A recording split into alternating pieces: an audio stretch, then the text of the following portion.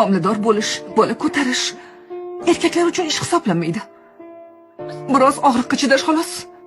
Mayda-chuyda muammolar, soch to'kilishi, yuzdagi chipqonlar, badandagi toshmalar, tuganmas ukollar olinsa nima bo'pti? Ona o'z tanasidan yangi tug'iladigan bolaga barcha narsasini beradi. Shu tufayli o'zi ancha holdan toyadi. Kamiga isitma, shamollash, yo'tal va hech qanday holatda dori ichish mumkin emas. Bu bolaga zarar yetkazadi. Bu ham katta ish emas. Sevimli kiyimlaringizni kiya olmaysiz, hech nima to'g'ri kelmaydi. Sevimli ovqatingizni yeya olmaysiz, shunga ruxsat yo'q. Depressiya, kayfiyat o'zgarishlari shunday bo'lgan taqdirda ham biz hammasiga chidaymiz, hech kim xafa bo'lmasligi uchun. Ona o'sha 9 oy davomida o'z tanasini qurbon qiladi deb bemalol aytsa bo'ladi. Siz hatto to'lg'oq og'rig'ini tasavvur ham qila olmaysiz, har qancha fantaziyangizni ishlatsangiz ham. Lekin biz hammasini tabassum bilan qabul qilishga majburmiz. Chunki shuni bilamizki, chaqaloqni bir marta ko'rganimizda